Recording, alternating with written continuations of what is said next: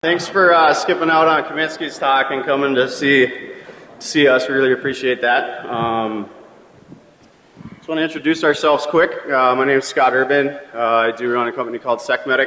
I have been involved in IT security for just over 15 years, with the focus probably the last 3 years on medical device security. So that's who I am. If you want to hit me up on Twitter, you can try that, or maybe get a hold of me after the talk. I'll give you contact info. Hi everyone, my name is Shawn. I've been in security for about a little over a decade now. Worked at some big companies doing doing product security, and then moved into some consulting, and then now I do healthcare. And someone told me they were going to save my spot at the summit party, so it's still, the line's still going, I think. So hopefully they'll hold it for me. God, I thought that'd get a laugh. So I also run the MedSec LinkedIn group, which is on LinkedIn. It's got about 600 folks. Anyone's welcome to join. And then I have a little Twitter account here too, which is focused on technical issues with medical devices and healthcare security in general. All right, so first off, we want to start with, why do we get involved in researching medical devices? Are we just assholes that want to call out people, or do we really have a vested interest in this and seeing that our products are more secure? So one of the big things for us, we realize that the healthcare industry is behind, and this isn't just another Android bug when we get into these things. It really is patient safety consequences with these types of device. They're made to save lives, and ultimately they do a very good job at that. But we think that security can get better, can improve, and so that's why we're looking into the research on that. And we also, we know there's a lot of healthcare organizations that this is kind of new to. As an industry, healthcare security is quite a bit behind. We'll talk about that later.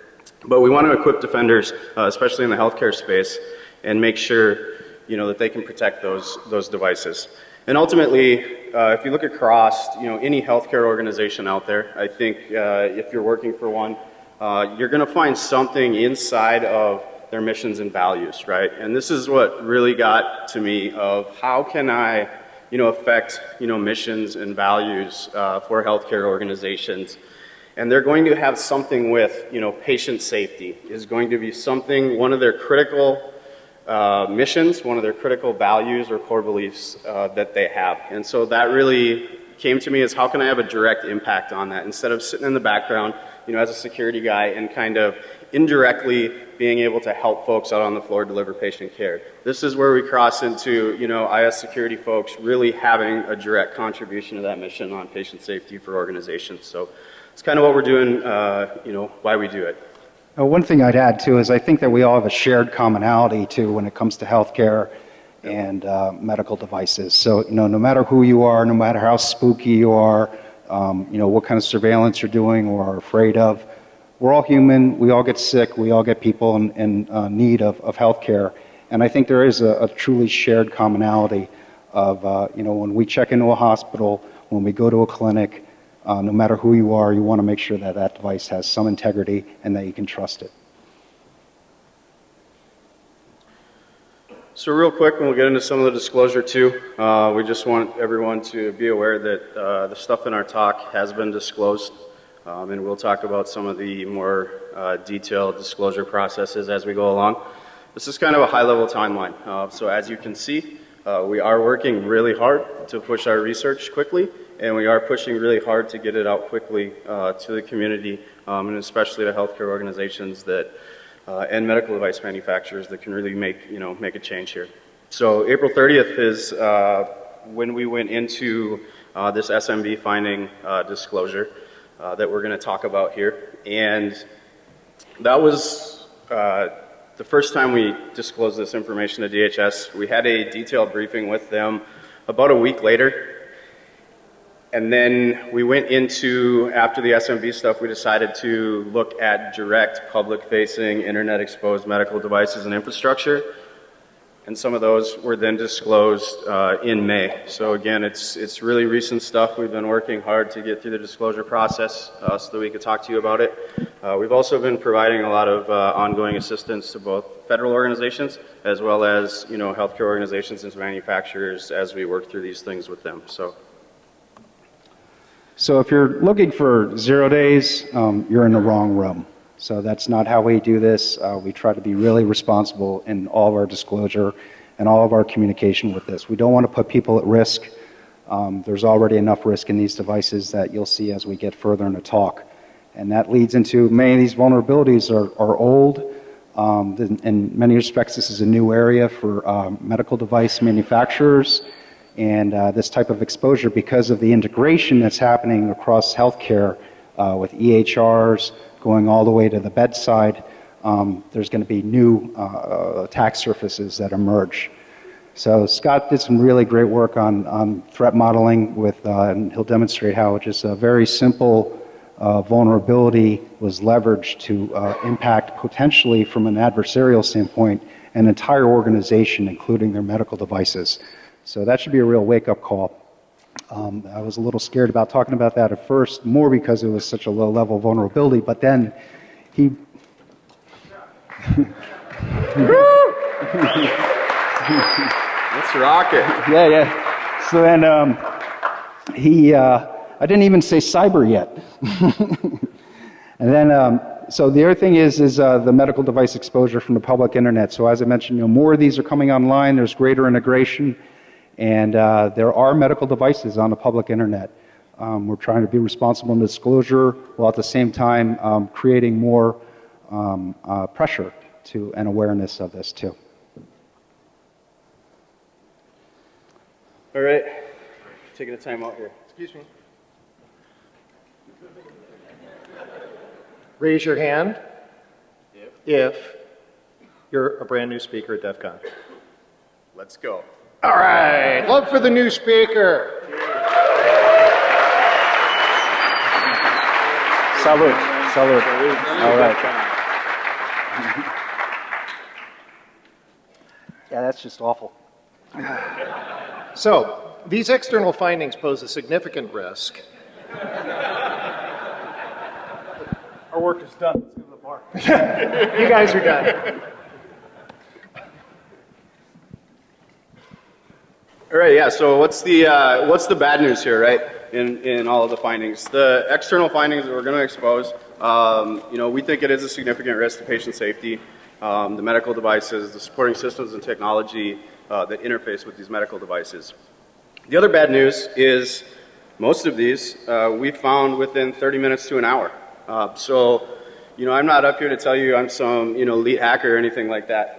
There's much smarter people in this audience, and we'll get into how you can help, get into this area later. But it was very simple things that we did and threat modeling that we did here, but they are definitely significant risk to patient safety. They also provide support that the healthcare industry is very far behind other industries. Typical of what we see in financial or retail sector, which they're getting breached every week as well. So there's not much difference, but it's not just your bank account. It is patient safety issues here that are affected. I think in our work, one of the things that is coming to light, and the folks over at the agencies, DHS, ICS CERT, we'll probably start to tell you now is, we always thought industrial control systems and that whole industry was quite a ways behind what we're seeing. But I think it's safe to say now, and with the research that we're showing, that the healthcare industry is probably 5 years behind what that is. So it's definitely a good 10 years. We've got a lot of catch up to do. We probably need to do it fairly quickly with some of the mobile health and digital health stuff that's coming on the horizon, which we'll touch on later. But that's definitely some of the bad news, so let Shawn cover the good stuff. He can be the good guy. Yeah, for once. One thing I'd add too, with it's almost like a lost decade going on here, so with medical devices. And also, healthcare security folks are amongst the lowest paid in the industry. So that vertical itself, which is, I think will actually change in the coming years because there's going to be more breaches and there's going to be more specialized expertise which is needed with these devices. So yeah, there is good news. The external risk can be mitigated using your existing infrastructure in many cases. So you want to follow those hardening guidelines that are put out by like NIST and other organizations. And CSI, right, too? Didn't we talk about that? CIS. CIS, rather. Yeah, CSI, that's a TV show. But Yeah, thank you. I'm really not a drinker, so this is already getting to me. God damn goons. So yeah, CIS, they've reached out. I think we can probably talk about it a little bit Okay, later. yeah, we'll do that later. Their involvement, Yep. but they're working on some benchmarking standards as well and tying those into ISO and things like that. We've So, been working with them. just a show of hands here, who has heard of Shodan? Oh, that's good. That's encouraging. Shodan was one of the main tools that we used in this, and that's a tool that you can leverage in your own organization. And John Matherly, props out to him. This is his project. And so, using those types of tools, you can, discover what kind of exposure you have on your external network, and then you can start doing that mitigation. All right, so just want to touch kind of quickly before we get into some of the new stuff here on previous research, more so previous device exposure across platforms, the types of things that we see, type of issues in these types of devices. So first, kind of lab and refrigeration systems. So that environment, and a lot of these, they're not unique to a vendor. So there's no value in saying, oh, it was this vendor, oh, it was that vendor. It's really across platforms. It's a systemic issue. It's not, one versus the other here. So we'll talk about them generically and kind of give you some architectural background into how these things function, where the flaws are in these devices, where an attacker could potentially cause patient safety issues. So refrigeration storage, these are anything from storing just blood inside the laboratory all the way up to like full cryogenic like freezer levels. The types of issues we see on these are they have unencrypted web services and they have hard-coded credentials. So the lab techs inside of a healthcare organization, they'll actually carry most times, sometimes they'll throw it in their desk, but usually they'll carry pagers that are set up to alert them if there's like an upper or lower limit on these devices that gets tripped. So if it's loses power and the temperature drops, they get alerted so that they can go respond and they can throw it into another refrigeration system.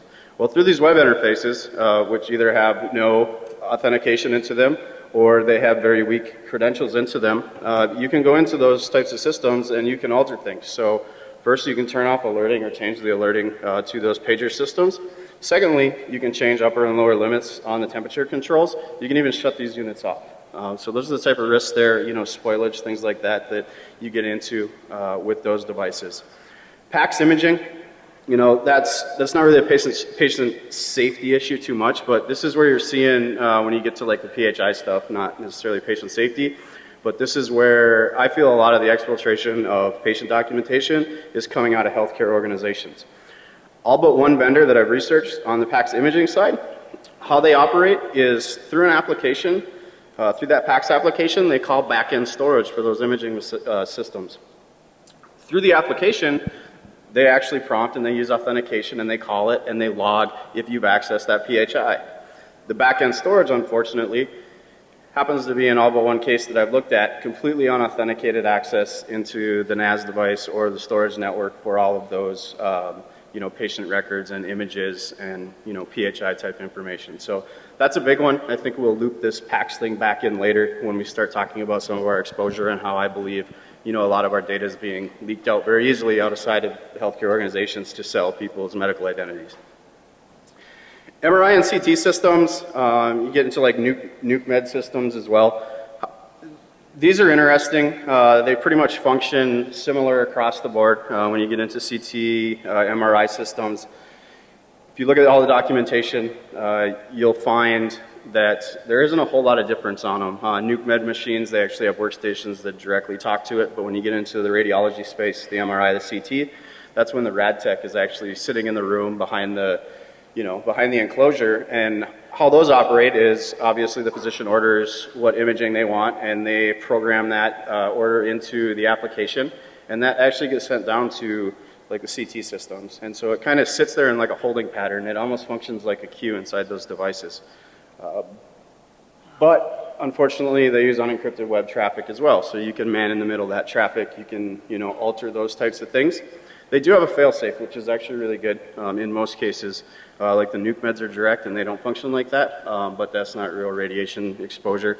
But the MRI and CTs, they kind of have like a Staples Easy button over at the side where a rad tech actually has to, manually kind of hit, and then it goes out to the workstation and takes that cue and then processes that image. But because it's unencrypted and you can man in the middle of it, you can alter what's actually going on in there when they actually execute that.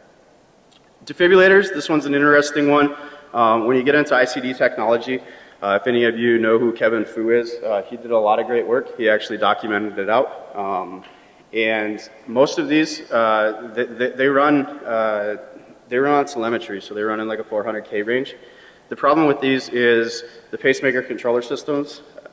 If you access those, they don't require authentication, and once you associate it to the implantable defib, you can issue the command, and it will reprogram. It'll set upper and lower sensing limits for the device on, when to start shocking, when to stop, so when to sense, like, there's a cardiac event. And so those types of things you can also man in the middle. I think, Kevin Fu, if you're really interested in the details of that, he did a great job. Look it up, take a look at his research all the way back in 2008. There's obviously a clinical need for that too, and I will bring that up. And that's one of the challenges that you get into this space is, you would hate for a patient to show up and, oh, I forgot the passcode in order to, deliver a shock or reprogram this device. So that's the flip side of it. It's definitely, a challenging area. Externals, I'm not going to talk too much about those. We have a very detailed case example with the specific manufacturer on external cardiac defibs that we're going to release today. It's awesome. And infusion pumps, these are ones that they have web interfaces on them. Oftentimes, no authentication or weak credentials. They also have excessive services. Medical device integration, this is an interesting one. So historically, some of the very critical life-saving medical devices that were out there, so ventilators, anesthesia carts, things like that, they historically, and for a reason, weren't ever networked, right? So they just did serial interfaces, things like that. They weren't put on the network. Well, Affordable Care Act, things like that, and having to pump all this data to a centralized location in order to do big data analytics on healthcare populations, we've decided that we needed to integrate life support equipment. So we've gone with medical device integration vendors. A lot of healthcare organizations are doing this now, and is bringing in these critical devices onto the network, reading those vital signs, and then ultimately transferring off. Again, completely unencrypted. No encryption. You can man in the middle of that. You can actually replay it. They do use unique identifiers, but you can correlate it all the way through from the unique identifier back to the patient. Whoops. So these, these are pretty much the top risks that we've identified so far, just across these systems. And again, there's nothing terribly sexy about this, right? We've seen this for years. The hard-coded privileged accounts. It never goes away. It's going to be for here forever. Unencrypted web apps, and then all kinds of API calls, and then back-end services, like Scott mentioned earlier, with the PAX systems going to the storage interfaces. And then, many of these systems are built off of COTS equipment, so they're just using, the medical device manufacturers are using your standard, maybe an embedded Windows or a VxWorks, or a Windows 2003 or 2008 server. Or XP or 2000. XP, yeah, it's out, or embedded. All over in healthcare. Yeah, all over. Legacy applications, and we'll kind of touch on that as we go through in our examples too. Right. So they're not OS experts, and typically they're not removing the excessive services that are on these operating systems. And then there's the patching.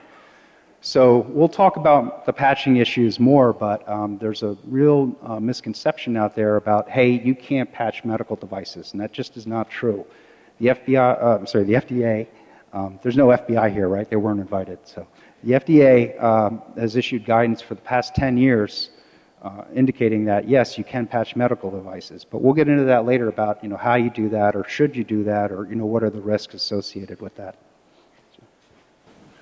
Yeah, so that's kind of, first round of research that kind of dabble into for the last few years. And we were going to kind of stop there. But there was a lot of outreach to that, and a lot of refutal of, points that, yes, you found these issues in medical devices, but they're in internal networks. They're firewalled off from everything else. Well, I called BS on that. It's definitely not how it is. And so I think we wanted to show that, the public was really unaware, I think, and even a lot of IS staff inside of healthcare organizations were really unaware of this risk. And they truly believed that all of their devices were firewalled off, that you couldn't access them directly from the internet. This is a blurb from a private industry notice. Note that I'm not throwing out a private industry notice. This was off Google, and the media got a hold of it, so don't think I'm throwing out one of the FBI's pins to you guys. But this is a good quote that kind of shows the biggest vulnerability was the perception of IT healthcare professionals' beliefs that their current perimeter defense and compliance strategies were working when clearly the data states otherwise. So that's that's on an FBI pin. So they probably should start listening. It's just not some, guy named Scott out there telling you. And respect to the FBI for doing that. I mean, for stepping up, because if you really, cut to the chase, this is almost kind of out of their purview until it gets into a criminal matter. I'm not a lawyer, but this is getting into the FDA and HHS, and so who has oversight of these issues? So it's great to see that the FBI is talking about this and raising awareness. Yeah, and physicians as well. I think there needs to be more awareness on that end. Across healthcare organizations, a lot of systems get brought in from the physicians for clinical care, and security is an afterthought of that decision that's been made. And so we'll talk again a little further on, some involvement I've had now with, physicians in collaboration, which is great. And we need to, bring that awareness up. All the physicians I talk to, they care. They just don't know. And I think really that's where we're going to see the rubber meet the road as far as physicians. They're the ones who are handling and taking care of patients directly. They're tremendously respected not only in the community but within their organizations, and they have a lot of power. There were some MD students who were giving talks at this conference. We're developing relationships with them. We're seeing in academic medical centers an entire new generation of tech-savvy physicians getting trained. So we need to bring these people into the fold and explain the risk to them and then get them on our side.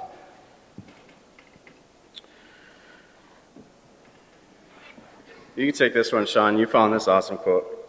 So everyone knows who Avi Rubin is, right? And he's a well-respected researcher, independent security evaluators. I think he's the president there. He's definitely one of the founders.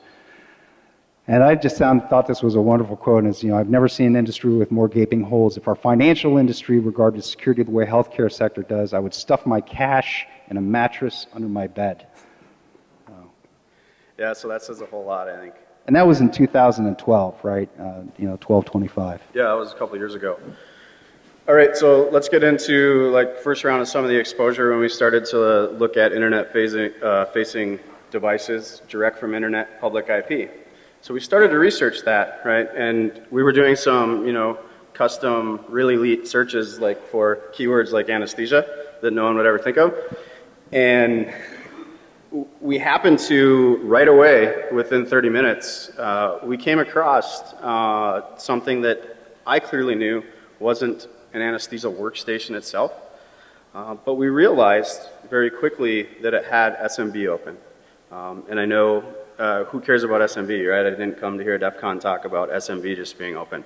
Well, I think the threat modeling that we're going to show you is really where that risk is, and the information that we could extract related to medical devices and the supporting systems inside of a healthcare organization.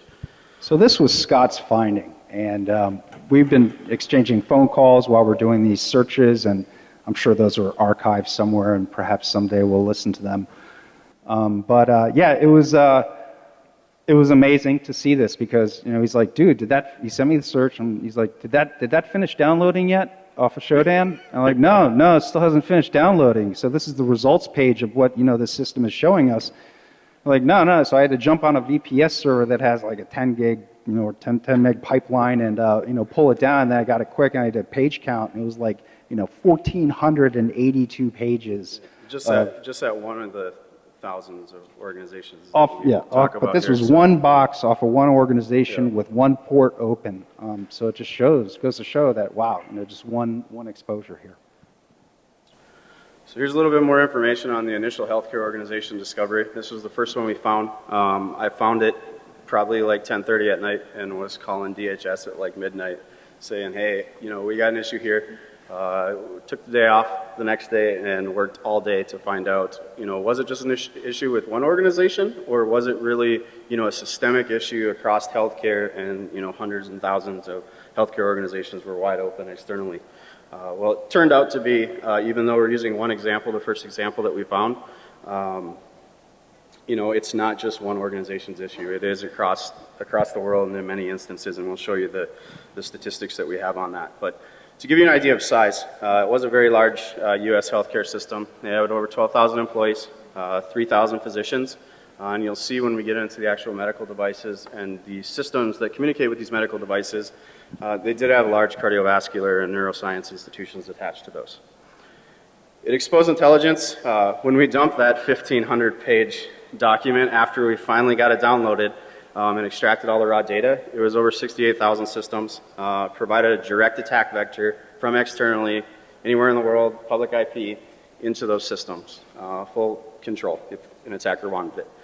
It also exposed one of the things that we found that, again, isn't unique to this organization, it's across the thing, is we've seen indicators of third-party organizations that were connected and contracted for certain services. So, specialty services, things like that are contracted out by other organizations. We've seen those systems and, names used that were affiliated with those systems inside of there. So it wasn't just these organizations had an issue, they were also exposing third-party connections and security issues there as well. And one thing too, this also exposed a lot of your internal business operations, so HR systems, payroll, what we traditionally think of an attack vector and what attackers are going for.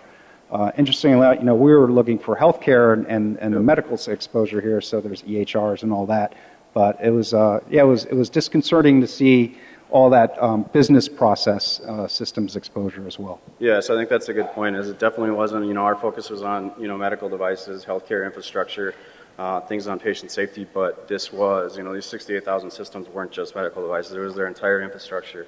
And so we can give you an example on all these medical devices and supporting systems that we found, but we also, if we were into talking about that, could have shown you just as many examples with financial systems, payroll systems, employee type confidential information as well. So again, did we find only one? No, we found hundreds. When you link them together, when you change the search term, so you can see right here, this is a screenshot inside of Shodan. But what we're doing is, you can see the hits. So we're just doing searches, and then we're using keywords that would be associated with medical facilities. So Health Star, so any type of healthcare system that has that in their org name, clinic, hospital, and medical, and you can see the number of hits that had this exposure. Well, when you change that into specialty things, so if you change that search term to cardiology or radiology or urology or pediatrics or something like that, you're going to get all the organizations that have that inside of their org name. And then when you tie those into the third parties that were affected inside of those disclosures, you end up with thousands of healthcare systems that are really affected. So what's key to think about is, there's a lot of specialty small clinics. So when we've gone out and maybe got an MRI, you've got sent to a small specialty clinics, and then these are all tied in with healthcare systems too. And the kind of searches that we did here with just the org name, if you're looking for specific clinics, you can do those types of searches too, and really get granular, even by geographic area. So Shodan is a very, very powerful tool. It's not the only tool to use this, but it was fit our needs and what we want to do a show at the time. Yeah, and so here's some heat maps, and if you haven't checked out Shodan lately, we had access to the beta thanks to John, and we actually have been able to work with him to do custom searches for certain ports that aren't publicly available, just to dig into a little bit more specific medical device exposure across the internet. But these are some new heat maps that he came out with, so definitely go and check this out. It's kind of a neat feature. Not only will it show you the heat map overlay, but it'll also show you top affected domain names, organizations, across the world. So this is just some heat maps for keywords of what we did and kind of the concentrations for high host down to low host count. You will see kind of a theme here that it is US centric. I don't know how to spell health in Chinese if they put that in their org name or things like that. So I don't know if that has to do with some of the disparate information or not. But the U.S. definitely is a big red dot on all of this stuff. So this is one for the clinic. As you can see, U.S. is still definitely top on the list for organizations that have this issue. Same with hospital. And here's the heat map for medical. It starts getting a little bit more interesting. The China and stuff starts getting big and red. One thing we did do is, we don't cover it in the talk, but I'll just talk about it quickly, is some of these customized stuff that we're doing with Shodan, and that was just released as well, is X11. So if you want to go and search like port 6000 now on X11, we did that with John and he just released that publicly. So there's a lot of unauthenticated X11 devices. We weren't able to correlate it directly back to medical devices, so we're not talking about it, but he has released it. There's like 60,000 systems out there, 30,000 of which are completely unauthenticated across the internet. So who cares about SMB? Again, why did we skip Dan Kaminsky's talk to come watch a bunch of posers talk about SMB, right? But that's not it. It's really the threat model here. And why does this matter? Who cares? Well, this system and others like it also happen to be Windows XP and vulnerable to MSO 8067. And for those of you that weren't in the security industry back then, that is, the exploit or the vulnerability that configure utilized. So this is old. This is from 2008. Still have external facing systems running SMB. Also, you can pop that box direct. So this is kind of a host profile, the OS, just a screen cap. Obviously, the information's hidden on this organization. And I pushed back against Scott on this too when he first brought it to me. I was like, this really isn't that interesting. I mean, once we started looking more into the full exposure of this organization, and he painted the picture for me, then it became much clearer. And so that's what's going to do. I think that's what's coming here. So why does it matter, and what I'm going to show you here in the next slide, why does it matter? Well, the SMB, as we know, it by design is going to leak host names. Well, who really cares about host names necessarily? But what we also realized with these healthcare organizations is that not only was SMB open, but anonymous read access to their Active Directory infrastructure was also pulling through directly to the internet and exposing all this detailed information that allowed us to identify, specific medical devices, not just medical devices themselves, but the supporting technology systems and applications. And I want to clarify on that. Everyone talks medical devices, and a lot of people may think that it's just implantables or just the actual device itself, the CT scanner, the MRI system, the actual infusion pump. But understand, it's a large ecosystem here. No longer is it just standalone systems. So those workstations that they're using, they interact and they have the application that issues instructions to the medical device to the patient. So that's why all these workstations and things like that are so important, because they do have direct access to communicate with the medical devices through the application. So it leaked out host names, and it oftentimes leaked out very specific information that attacker could use. So we'll show you some examples in here of the floor, the office, physician names are in here. And also, AD policy was applied. So, like the ORs, by design, most healthcare organizations set timeouts in ORs. Oh, are they? Yeah. And, the reason they do that is because they're all scrubbed up, right? I mean, that's the reason they don't want to be messing around with big clunky gloves, having to unlock it. But you'll see some examples here that shows us that these specific systems also have timeout exemptions in place. So let's get into, what are the systems you found? Show some examples here. Why does this matter? Let's paint the picture of why, it's not just SMB, but it's really a threat model here. So over on the left, you can see those are the systems with a lockout exemption. So that is something where we know that the screensaver timeout isn't going to kick in. So that matters, right? So especially in like a physical attack scenario that we get into later, that matters because I'll know what system has a timeout exemption. Over on the right, here's this customer happened to use Epic. Please know again, this isn't a manufacturer issue. This is just the organization, and all these organizations had a misconfiguration. So this isn't anything that Epic or a manufacturer can fix themselves, but this is just an example. You can see all their servers here. These are used for everything from the SQL Server backend all the way into web servers. I believe down there towards the bottom, my chart. My chart is if anyone here goes as a patient to a healthcare organization and they use Epic, my chart is your portal into all of your medical record data. So that's this organization's server. We now know we can hit it directly from the net. All right, let's talk about a little bit more stuff. So PACS imaging, we talked about those previously.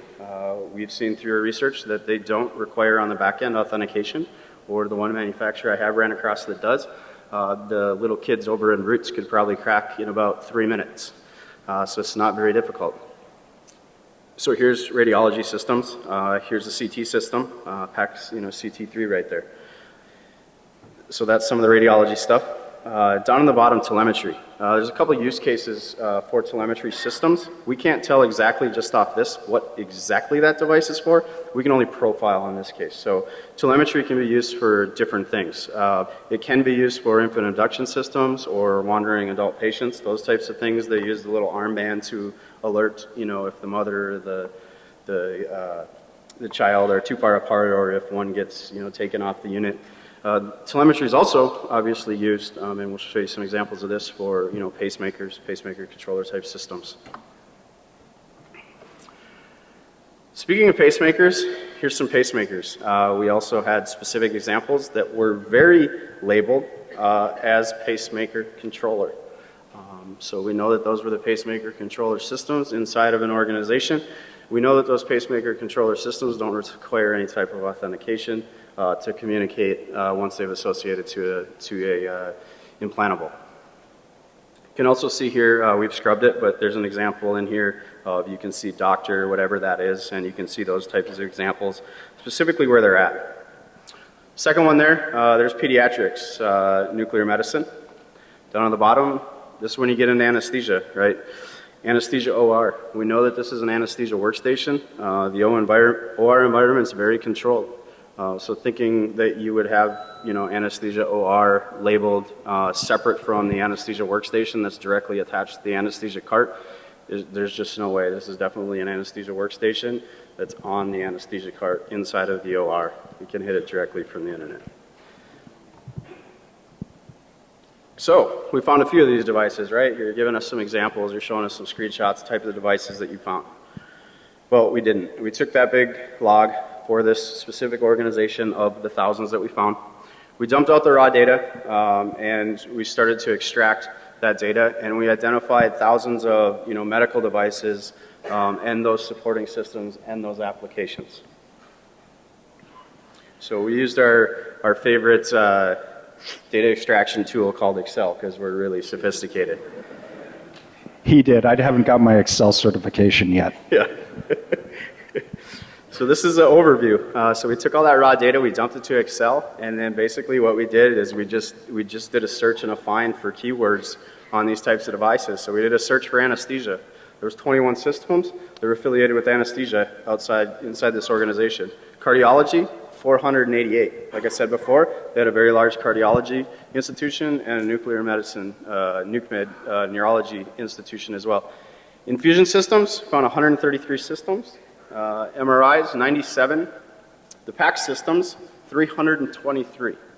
So I think right here, again, it goes to the point that, I don't know, maybe healthcare security is lax enough and poor enough right now that the attackers, aren't using this simple attack method to get in and get information on the devices. Maybe they're just, plastering everybody and they're able to go completely undetected. But if not, they could do a little bit of research and they can find out, hey, just this one healthcare organization has 323, devices associated to PACS and imaging in some way or another. NucMed systems, 67, and ultimately on the cardiology side, 31 systems associated to pacemakers. So potential attacks in this scenario, threat modeling for this SMB exposure that leaks all of this information, right? We've got a few of those. The lamest one, but still a viable option, is a physical attack. We now know a lot of information. We know what types of systems they are as an attacker. We know what types of medical devices they're associated to. We know the healthcare organization and the location. We know the floor and the office number in lots of cases, like I showed you. and we know if that system has a lockout exemption. So we can now very strategically, right, Shawn, we can walk in and kind of pinpoint, we want to go to this floor, this office number, we know it's a cardiology doc that's seeing this patient. We want to go walk in, we know it's got a timeout exemption, we can probably sit down, never have to put in a password and get access to that system. And when it comes to healthcare organizations, it's not like walking into a financial institution where they're like a beady-eyed banker is looking at you like he's going to, you're going to take his money. Healthcare organizations, you walk in there and there's people at the desk. Hi, how can I help you? Right? So they're very susceptible to a number of physical types of attacks. Plus, you throw a lab coat on, a stethoscope around your neck. You print up a badge, which you can just easily do just from trolling the halls and looking and seeing what they look like. It really opens up a scary avenue of attack because nobody really thinks about this. So what's the next one that we can kind of look at for an attack in this scenario in these organizations? Obviously a phishing attack. We're all very familiar with that, right? Again, we know what systems they are, we want to target. We know the healthcare organization, we know employee names, so we can start extracting email addresses for those employees. That's very simple to do. And we know the host name, and that's the key thing. We know the host name, we know what type of device it is.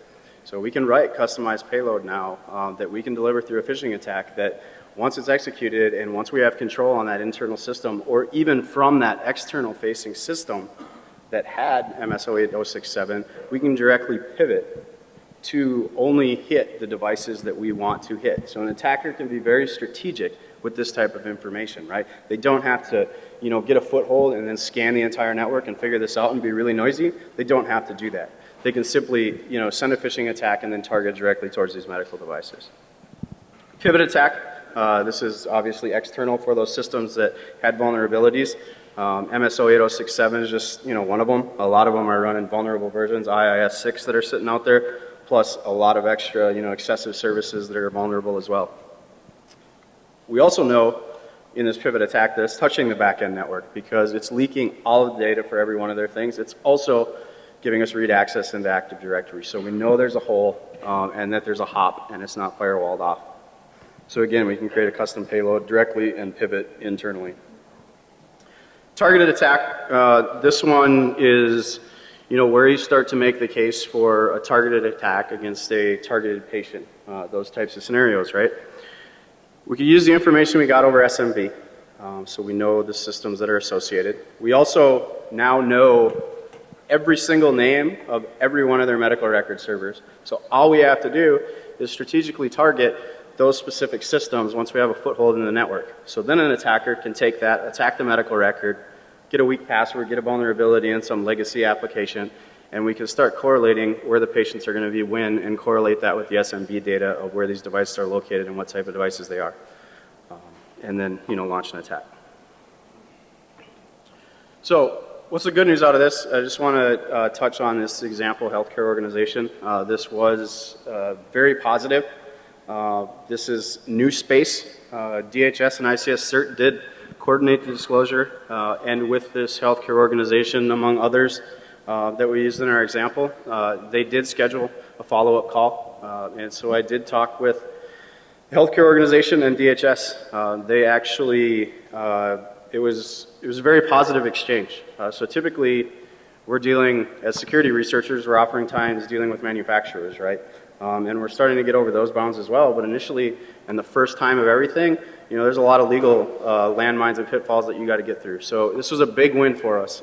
This is something that, I'm proud of. This was the first time, DHS says they've actually worked with a security researcher and an actual healthcare organization to expose these risks and work through it. They did step up. They showed good faith. I'm not going to speak to what it contained, but they did actually share their full incident response with me, and I went through that with that organization. So it was a very positive win overall in that interaction. So I want to call that out. So I think Shawn's going to talk on public internet-facing systems, and is there any devices directly on the net? I should have stayed over there. The light's much better. So that was the first part kind of our talk here of the SMB exposure. And just bear in mind, we focused on one organization, but we could have done this with a number of organizations. But just for the brevity and the exposure, we just did that one. So medical devices on public internet. I mean, you really wouldn't think this is the case. So a public IP address, and then you've got this medical device there, but it is. And some of these are by design and on purpose. And what really makes this tricky is that some are using cellular modems. So, and the reason is they may be remote clinics, or they want to separate that in some ways from the other infrastructure.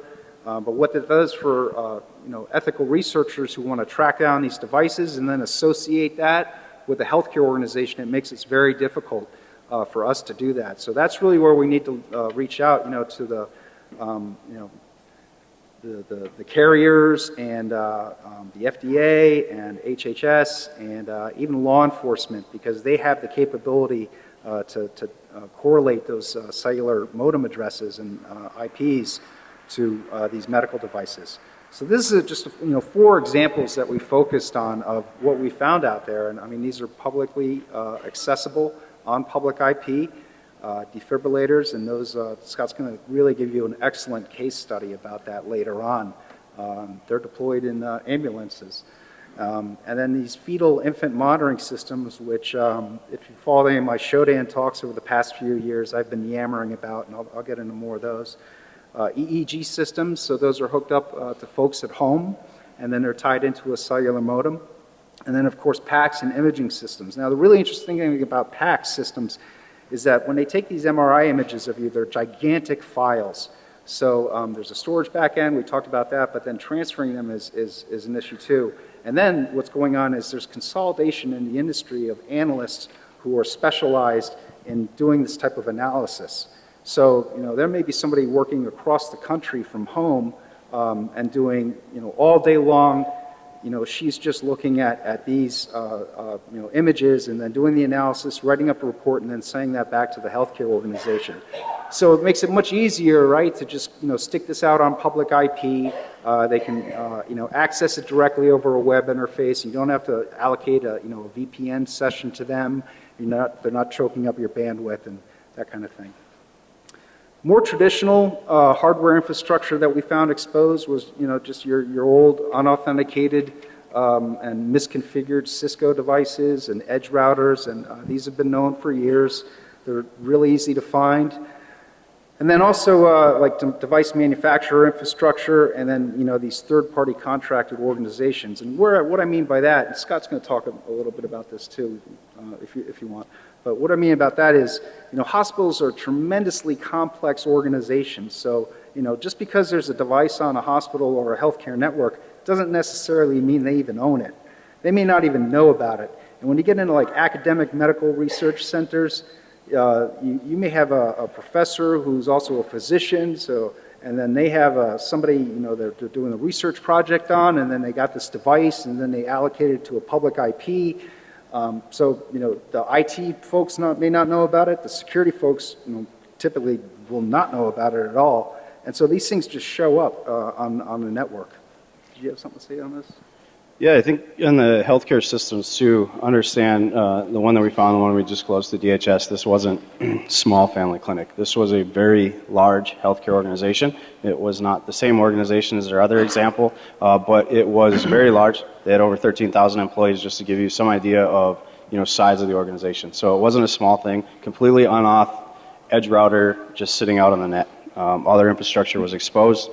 A lot of the manufacturer side, what we've seen and what is accessible, a lot of those that we found aren't necessarily fault of the manufacturer. It's really implementation issues at the location.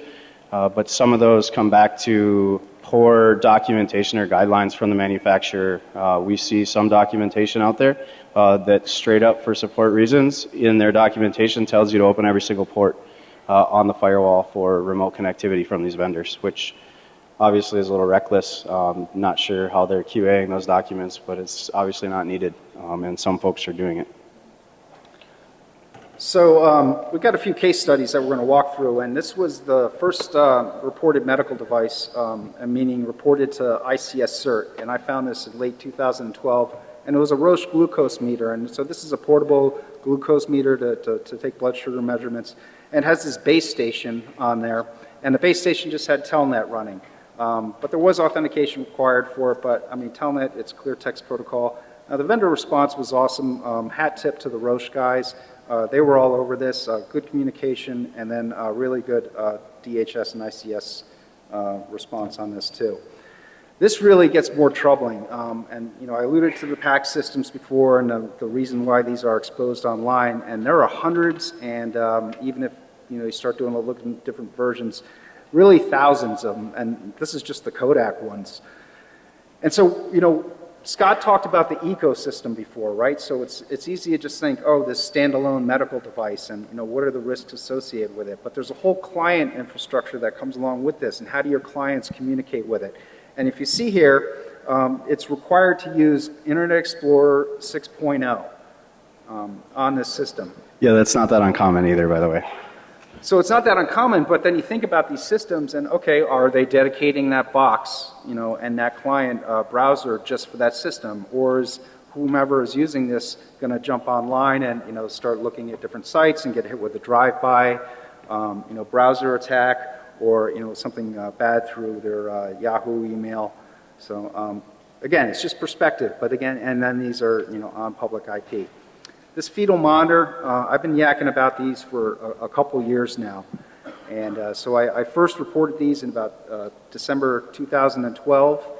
And then there's also been some media coverage. So these have been, mentioned specifically in mainstream media. And, I haven't really had people reach out to me about these, which I was surprised because, if there's one thing that we can think about is, fetal monitors. My perspective is that, you should have the opportunity to be born before you get hacked, right? That's not too much to ask for, okay? And these are the most vulnerable people in our population. To get a mom in bed expecting a baby, can't we do better than what we're doing here with this? So, when Scott and I decided to collude and do this talk, I really amped it up. And so I disclosed it again to DHS and then, went to the manufacturer, whom I'm not going to mention, manufacturer, and I'm not going to mention the device specifics on this, but I also went to the FDA, the Office of Civil Rights, and the Joint Commission, because I've gotten to the point that, if you put these out there, you put people at risk, you deserve a fine. And that's the business side, right? That's when people start paying attention.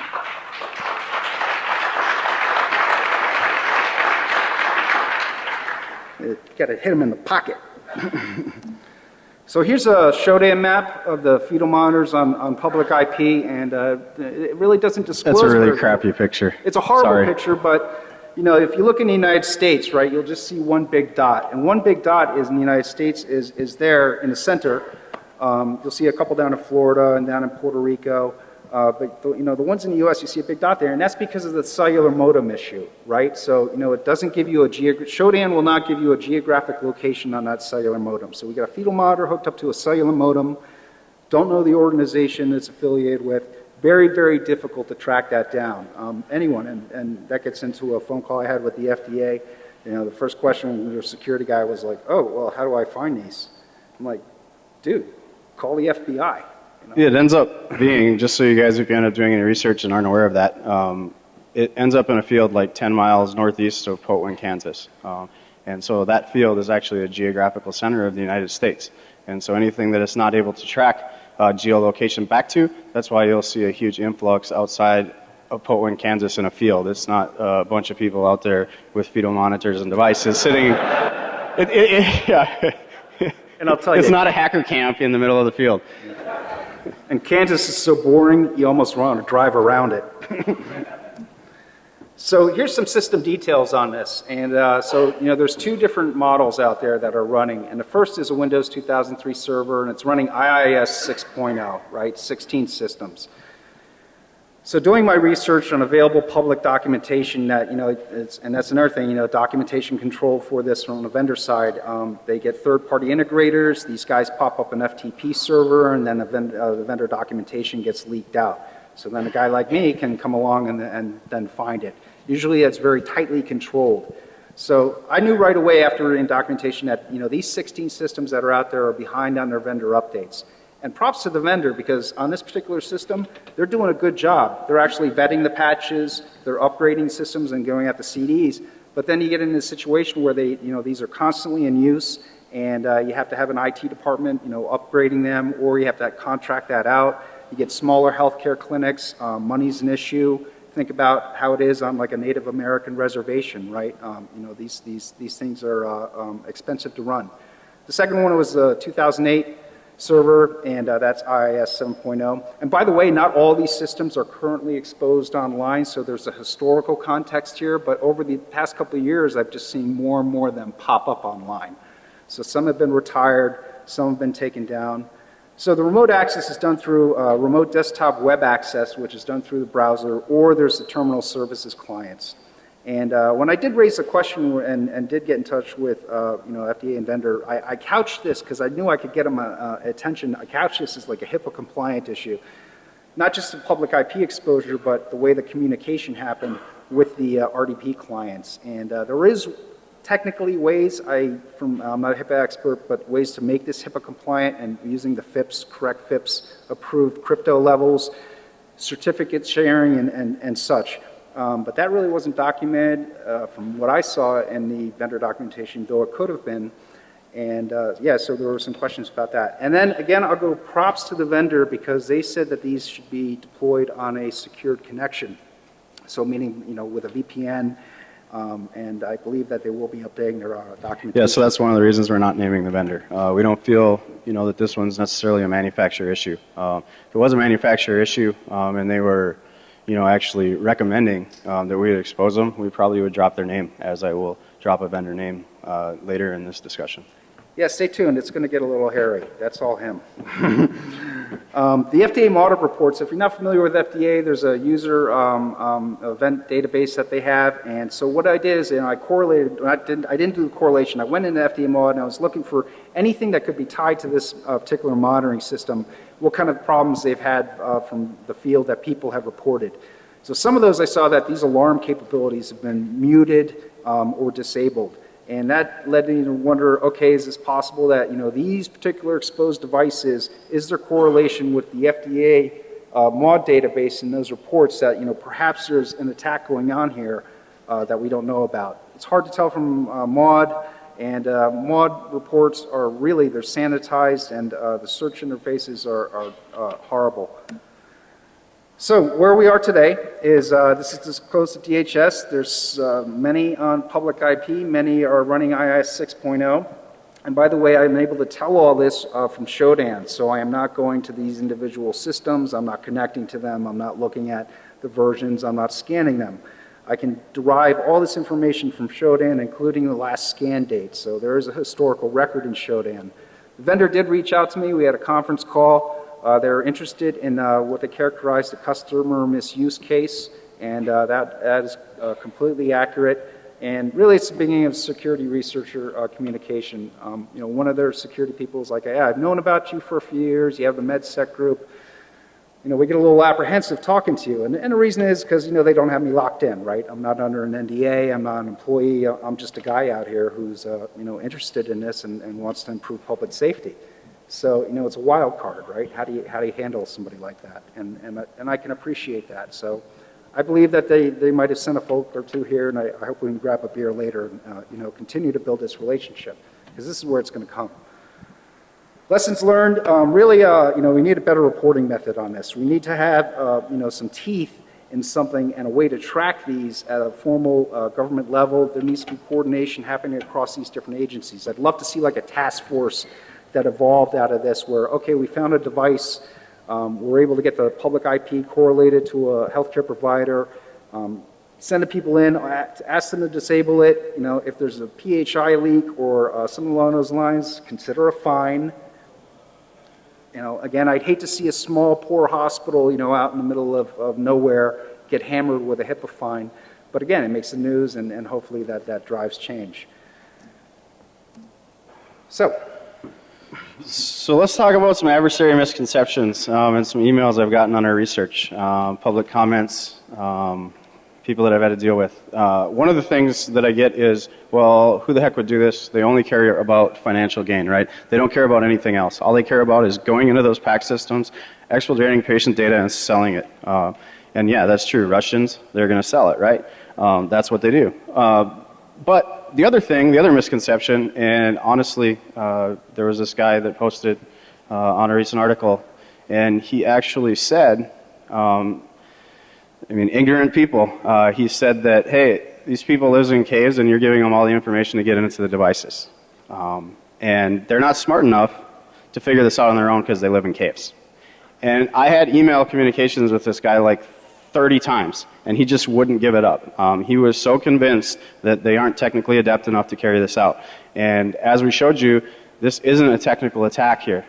This is basic, security 101 concepts that one thing gets missed, and there's kind of this cascading effect for patient safety, right? And it opens up this huge threat model that we have to be aware of. So who do we need to worry about?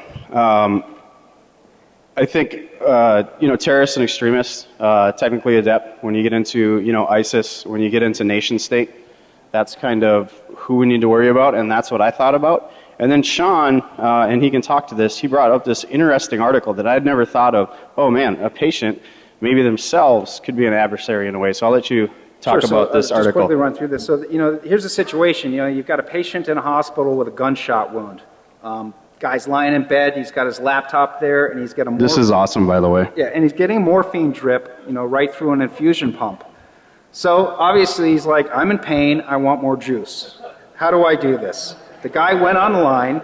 We didn't make this up, there's the link. Guy went online, found the manual for this infusion pump, and then was able to break into it and then reprogram it. And he ended up going into an overdose, and then it happened to a couple guys in this healthcare organization in Austria. It's just something when you think about, it's like, we always think about, who's at risk and who's the adversary here. Well, the guy who's being treated for this could very well be the adversary from a healthcare standpoint. So one of the things that really, gets scary, and this is easy to kind of dismiss as a, just theoretical, or you're watching too much TV or reading too many books, but think about these Boston Marathon bombing and the Snarnov brothers, right? And think about if they had set off, 10 bombs and then, timed another 10 to go off, right, when all the emergency personnel came in. This is what happens in countries like Israel when we see first a bomb goes off, all the emergency personnel rush in there, then the second one goes off. And what I think we need to start worrying about in the future is going to be the electronic attacks against the critical infrastructure like hospitals and then power, but more so hospitals because they're such soft targets. So think about the impact of, a bomb goes off, all the EMT guys get hit with a second bomb, then they're bringing everybody to the hospital, and then everything shuts down in the hospital. And even Boston Children's recently got hit on our public website because of the Pelletier case, which Anonymous picked up on. So we're seeing this already starting to manifest itself. And it's all about capability, right? The capability is there to do this, and that's what's going to happen. One thing to add to, I think this is where, historically DHS, ICS, CERT, and the FDA were the one issuing advisories. It wasn't until April that the FBI all of a sudden got involved, and they issued 2 privacy industry notices last April. They kind of came out of left field. Like, why the hell is the FBI all of a sudden issuing, private industry notices about risks to medical device exposure?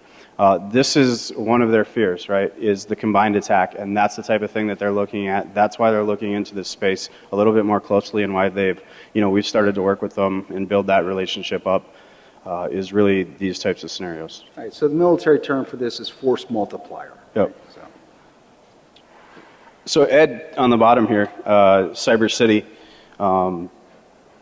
they're already doing this, right? The government obviously is looking at it. They think it's a risk. We should probably take a look at it. I mean, Ed's been doing this for a few years now, but Cyber City is basically, they have all that critical infrastructure, this detailed out as critical infrastructure. So they have the healthcare, they have the financial, they have the ICS stuff, they have the transportation. It's just a big, training lab for if a combined attack took place, how would we be able to react for it? So it is taking place already.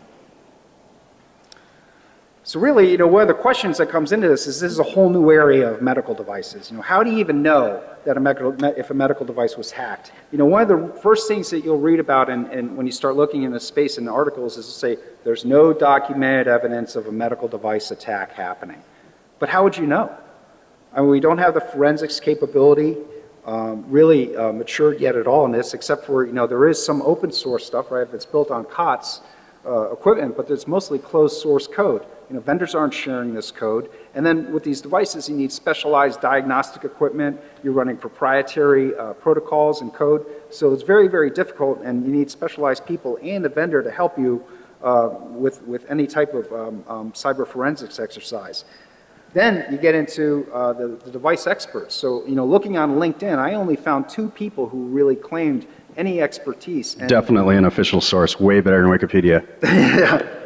But only 2 people that I found, and the first was, a woman from the FDA, total track record, and then the second Not an was expert. a retired FBI agent who was one of the founding, members of their cyber squads. So, those are like 2 people. But so those of you who are thinking about, forensics in the future, or maybe if you're in healthcare, this is something to consider as far as a career path. And one thing here on this last bullet point that's important to understand too, when we talk about a low assurance that an attack, either intentional or unintentional, hasn't taken place against these devices with adverse events. The FDA, the adjudication process of a medical device related malfunction that gets reported, a healthcare organization has a responsibility and requirement to report a medical device related malfunction. And so they report that to the FDA. Well, if you go to the FDA's website, it'll directly tell you, and their quotes are several 100,000 of medical device related malfunctions. So they adjudicate this. If something happens and there's an adverse event for a patient, they do a clinical adjudication to say, oh, the patient died from pneumonia on a ventilator, or there's died of old age, or that type of thing. If not, they don't really do security. They don't look at forensics because there's not a whole lot of information there to look at, and so they throw it in this generic bucket of several 100,000 medical device related adverse deaths and serious injuries every year. We don't know what they are, and then the mod reports suck, and they are very specific and stripped out. So we don't really have the information. We don't have the forensic details. So how could we really prove this at this point? So this gets into HIPAA. I'm going to flip through this really quick. Oh, you're switching with me. HIPAA, I'm not going to argue that it's ineffective, but why are we in this space? Doesn't it protect us? I get this too. I get all these emails all day long of why isn't HIPAA doing something, right? HIPAA focuses on patient privacy. It's not focused on, necessarily patient safety. Human life is much more irreplaceable than PHI. So I would encourage you guys to, start looking at that. If you work for healthcare organizations, definitely start looking into that. It doesn't focus on medical devices, and it definitely doesn't focus on adversary resilience testing at all. Don't the federal agencies protect you? That's another one. Shouldn't the FDA be doing this, right? Well, ultimately it's your responsibility as a manufacturer, as a healthcare organization. They've told manufacturers since last year when Billy Rios, Terry McCorkle came out with the infamous 300 list. And these are some of the alerts, if you want to look them up later, that came out specifically telling healthcare organizations and medical device manufacturers that they, at this point, aren't going to get involved, and that it's their responsibility to take care of it. So how did healthcare kind of get to the state that it's at, 10 years behind? It's back to HIPAA, in my opinion. If you work in the industry, information security programs in healthcare were primarily funded and developed to comply with HIPAA.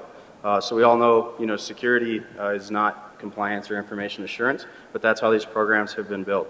They've been built for checkbox security, and we buy this appliance and we check this box and, oh, hey, we're secure because HIPAA says we're secure. Where are the issues in the manufacturers? Well, we've never had, this is kind of a similar space even in the auto industry, right? Historically, especially when you look at, life cycles of these devices, that for implantables, even on an expedited approval from the FDA, from prototype to, market release can be 12 to 13 years. So we've never had to design for adversarial threats. We've never really thought about it. We took these medical devices that existed and we just decided, oh, it'd be great if we could get data on this and manage them remotely so we don't have to waste time and be more efficient. But now we kind of have the unintended consequences that we're seeing here in our research, across healthcare organizations. And the other thing, they haven't fully embraced, this is getting better. Most of the large healthcare manufacturers are starting to reach out. We're starting to build those relationships. There's a lot of one-offs, and we'll get to one of these examples of a company that just will not talk to us coming up here that we're going to show a use case on. But so if you reach out to us and actually talk to us, we probably won't be as mean to you. But no, we're there. We're really there. I think we have a combined effort, and they're starting to embrace it. We're doing a really good job. We're making a lot of progress there. So I'm definitely hopeful, that will continue. It's not, when you talk to the manufacturers that, they don't care. To their benefit, I mean, they are very large. A lot of this does take time. It is a culture change, and so. They're getting there. They're building out these teams. They're hiring the right people and giving them, internally the authority. But this is just some of the larger manufacturers, not these one-offs, not to mention when we get into digital health and mobile health things. So, does anyone work for healthcare organizations? Wants to admit it? Okay. All right. So, how many of you have been told by a manufacturer that you can't patch your systems, like your medical devices, right? Exactly, it's a crutch. And here's the link. I mean, like Shawn said, they've been telling you, the FDA, there is a cybersecurity clause for patching. There's a very small percentage that would actually have to go back through 510K. The only case is if it's a clinical care issue, patient safety issue on some types of implantables. Who else has been told they can't change hard-coded credentials that they may have located for the manufacturer, right? All right, so that gets into my next bullet point. I want to, spend a little time kind of clarifying this. This is a big point, and both sides need to understand this. So if you're in healthcare, please listen to this. On the healthcare side, whose biomedical teams are integrated with IS? Oh my God, there's not a single hand that I can see, but I'm a little blinded. We have two over there. Awesome. That is great. So how this works and where this disconnect is you as someone in security, you find a bug or a flaw in a device that you want to report. You go to your biomed technician, your biomed tech takes your report, interprets it in his little biomed language, and who does he contact from the manufacturer? He contacts a support technician at the manufacturer.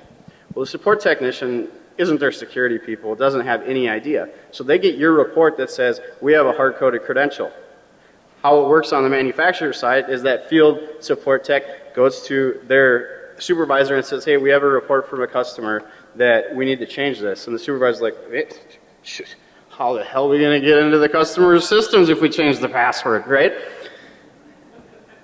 So it stops right there. And he's not thinking security, right? He's not their security person, but he tells that field support tech to tell the biomed person that they can't change it. And so it comes back to the healthcare organization in a way as an official response from that healthcare organization of they're not going to fix it and we don't push it anymore. So there's a big disconnect there on both sides. There's a disconnect between biomed and IS on the healthcare side, and there's a disconnect between how do we inbound handle vulnerabilities at the manufacturer to make sure that the security folks at those organizations that have implemented those programs can effectively be aware of them first off, and then drive the process behind that to make sure they're resolved. And also, I would highly encourage you to, know those information security people. So if you don't know, especially at your big vendors, the ones you spend lots of money and have lots of equipment with, reach out and find out who those folks are and build up those relationships because it's very important. So when it comes to patching, the question is yes, you can patch, but should you? So there's a good 8-10 years of FDA guidance saying that you can patch these systems, but this is something that you need to really work with on your vendors with and do coordination because you've got a very complex ecosystem going on here. And then what if something that you do in-house breaks the device? So the vendor coordination has to happen with this issue, and there's going to be some smaller vendors who are not going to be ready to work with you on this as well as a larger vendor would be. So the other thing is many healthcare organizations are reluctant to patch just because of the complexity and the changes that can happen in these systems. And if you go back into FDA MAUDE reports, there's many examples of patches that have gone wrong, or healthcare organizations that are comfortable patching, say, the computer PC that connects to the medical device that's running, both are running Windows. They'll patch one, the one that you use to run the device, but they don't want to patch the device itself that actually connects to the patient, which is completely understandable. The antivirus question is another one, and we can get off on a side tangent here with antivirus, but the main points that I wanted to bring here were that there's a lot of reports of FDA MAUDE, in FDA MAUDE of negative impact of antivirus. And that's like everything from, oh, your 90-day license expired, and this is an OR situation, and then this pop-up is popping up saying your license is expired. Everything to bad McAfee DATs. And not to pick on McAfee at all, but if you recall back in April in 2010, this bad DAT went out, and it identified a core Windows file as malicious, and then all these machines, all these XP machines just started going into a continuous reboot. So if you were working in a healthcare organization at that time, you were running around manually hitting every single box and fixing them. And just as a small example is a third of the hospitals in Rhode Island were impacted by this. So many people were, who, especially some of these, if you've been doing this a while. There's also direct events of AV deleting fetal monitoring logs. When they actually log. Yeah, and it's a, this is a complex issue. And then, you'll have some clients or, customers have pushed back on vendors saying we have to run antivirus on this. So the vendors are in a bad position, and they may recommend one or they may not recommend one.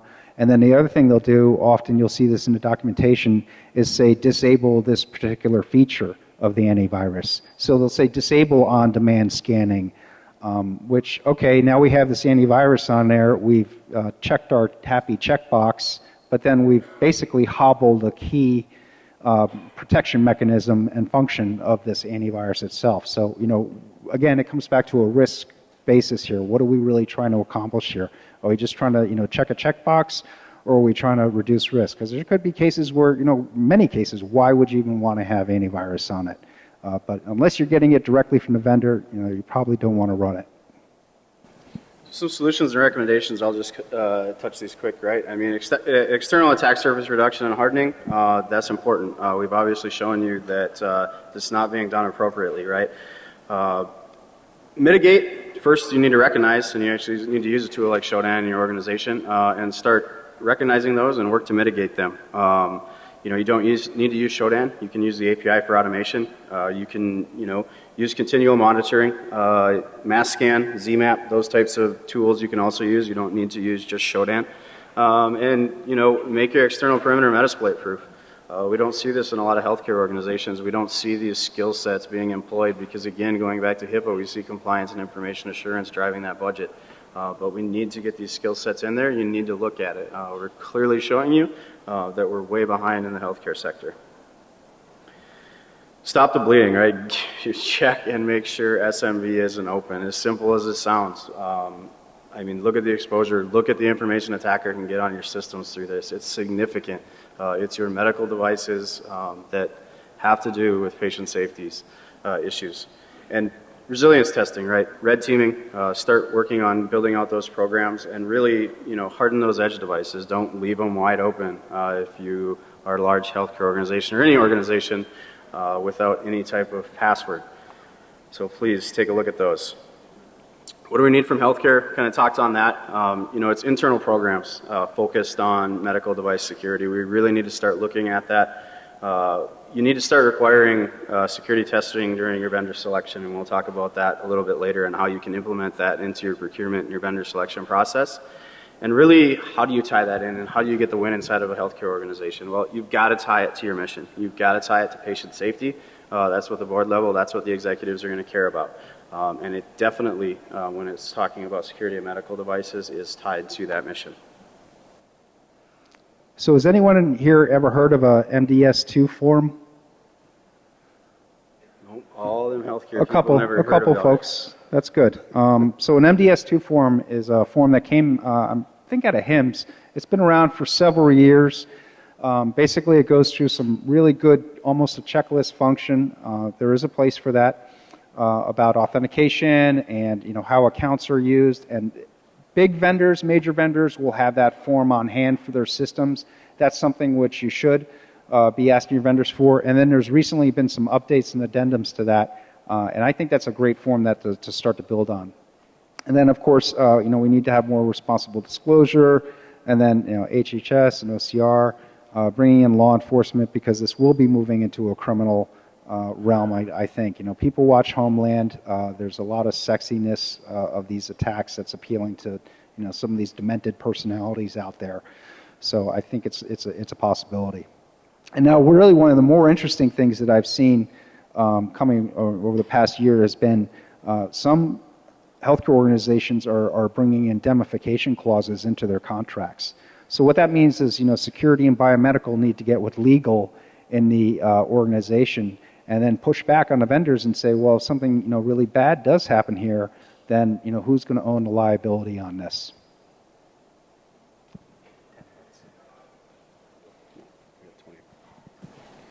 All right, so disclosure reporting. This is pretty easy. DHS, ICS CERT, kind of the agencies. Manufacturer if possible. I say if possible because this example that I'm about to give you, they won't return any of my calls. I want to responsibly disclose it, but they won't talk to me or get back to me. Apparently they haven't got back to DHS either because I have not heard anything. Healthcare organizations, you probably should go to your manufacturer first. If you feel they're not responding, know that it will take time, but if you feel they're not working on it, not addressing it, we need to start looking at sending those over to ICS CERT as well as the FDA. Accessibility of medical devices. I think, Shawn, you can kind of talk to the stereotypical why people don't get into research involving medical devices. Sure. So, they're really hard to get a hold of, right? So one of the things is, these are RX only, they're prescription only, and they're also very expensive. You're not going to go out there and buy a radiology machine. You may not even, you can't get the permit for it. There's a lot of hurdles to jump on this. And then you see, if you look at the security researchers over the past years who have been working on this, they've been hacking their own devices, right? So which also brings in a whole nother level of personal ownership and credibility to this, because they're not just security researchers, they're patients. But you can buy these off of eBay. You can go right online right now, and even though it's against eBay's technical terms of services to sell medical devices, they sell them on there just like you can buy a fake Cisco router off of eBay, and have been able to do that for years. MedWow is another site. But here's the problem with that. These have already been end-of-lifed. They're recalled. It's not current running software, so it's not really attacking the actual current software. And then the other thing is there's going to be a lot of, this is a whole ecosystem that as we continue to talk about. So there's going to be components that you're going to need to have to get that device even up and running and get an IP network and an IP address and networked to even start to develop an attack service. You want to talk about the consulting stuff? Yeah, so consulting is, obviously, if you're not doing independent research and buying it, you're, in a lot of cases, historically, you're going to end up in NDA.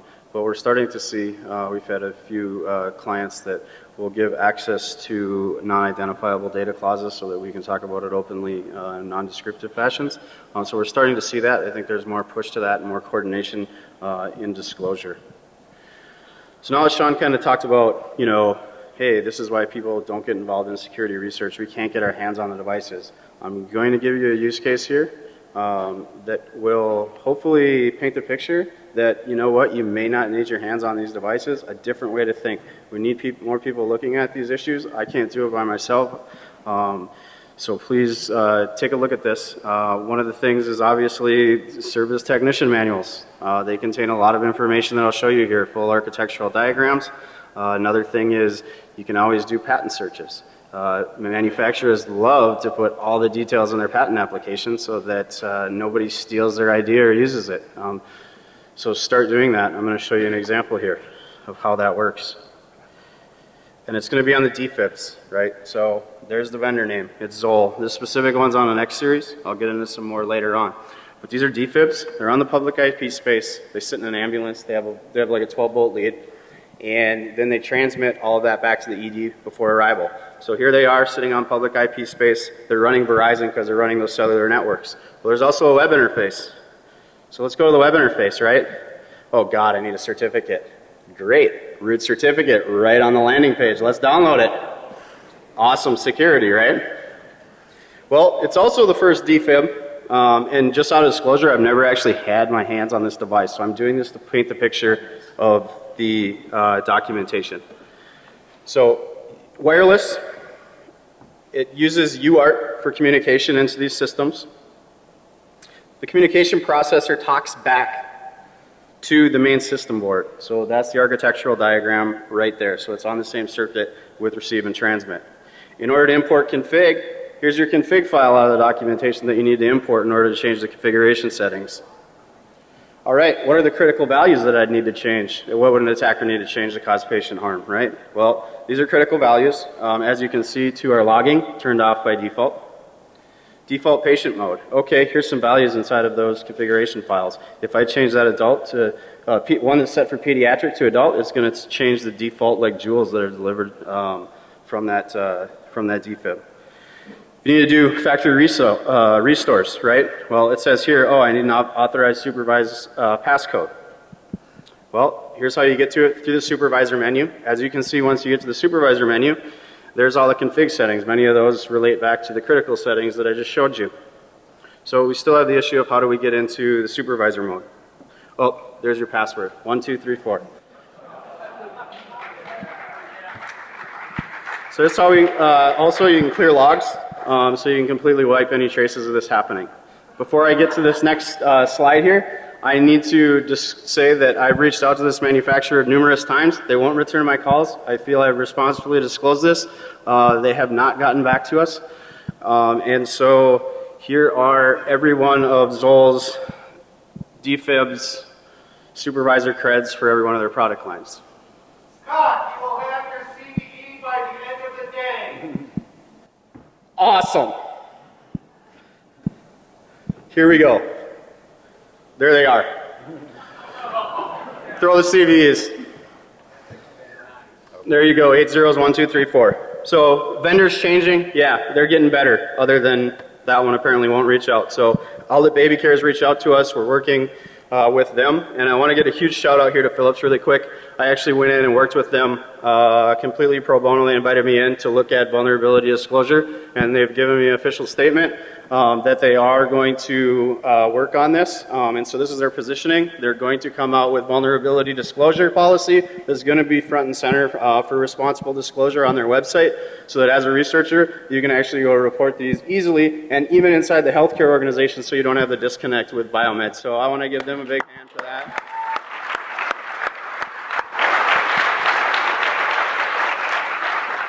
So look for that. There's other organizations going to be doing that. And lastly, how can you help us? If you're into Android, iOS research, we want to look at application security and mobile device security.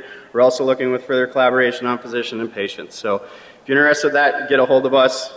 Finally, last, greets to all these guys, man. 1 for inspiring us, 2 for helping us out and collaborating with us. And, the federal agencies have been great. The support's been great there, as well as, these 2 manufacturers. There's other manufacturers that are reaching out, not specifically on this talk, but it's getting a lot better. So thank you guys for coming. Have a good day. Thank you.